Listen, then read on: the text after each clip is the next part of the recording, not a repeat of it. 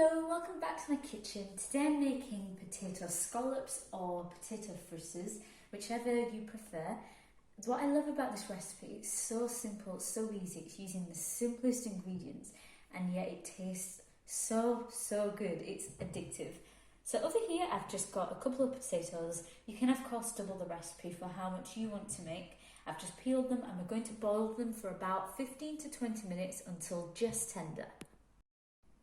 I like to boil my potatoes until they start to scuff up a little. You should be able to put a knife in very easily. It should just be cooked.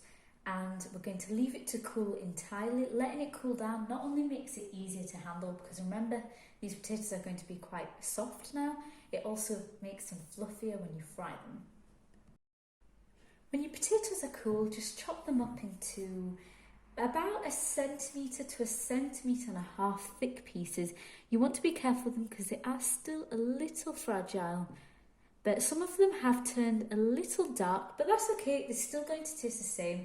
It is just something that happens when they're cooling down. I've got 100 grams of plain flour over here, and what we're going to do first is just coat the potatoes in a thin layer of flour, shake off that excess or just brush it off. Do this to each one, and this is going to help your batter stick later.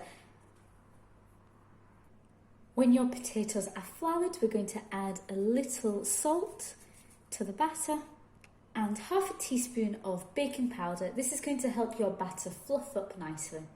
And just whisk that together, make sure it's all combined. And all we're going to do now is add some sparkling water or soda water, just enough to make the batter like a thick batter. I'm going to add a little at a time because I don't want to make this too runny, otherwise it won't really cling to your potatoes. But I'm using sparkly water because it helps the batter really fluff up nicely. I accidentally added a little too much liquid. Of course, if that happens, you can always add more flour just to thicken it up, and you should be left with quite a thick batter. Now we can start frying. I've got oil here which is at 180 degrees. If you have nothing to measure the temperature of your oil in, you can drop one of your potatoes in. If it starts sizzling straight away, you know it's ready.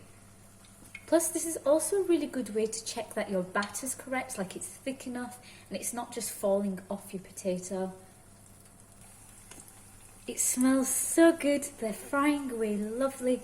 And all you're going to do is let them cook for about 3 to 4 minutes or until golden brown on one side, and then flip them over and cook it until the other side is just as nice and golden brown and crunchy. You can already see how much it's puffed up because of that batter.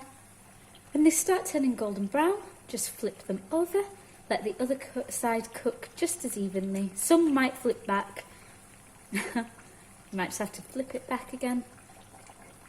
Be very careful, remember this is very hot oil. When they're nice and golden brown, you can take them out.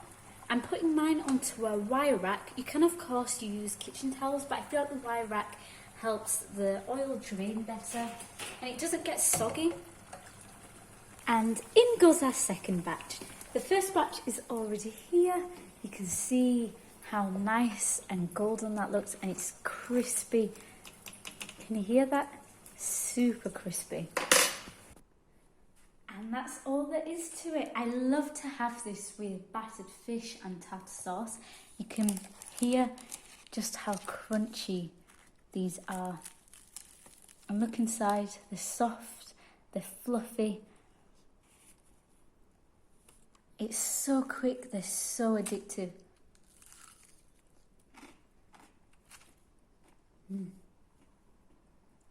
What I like to do at the end is sometimes just sprinkle a tiny bit of salt if it's not seasoned enough, although this is perfect as it is. If you enjoyed the recipe, and I really recommend you try it out, it's so easy, please do leave a like, subscribe, click that notification bell. I'll hope to upload more soon. Thank you for watching.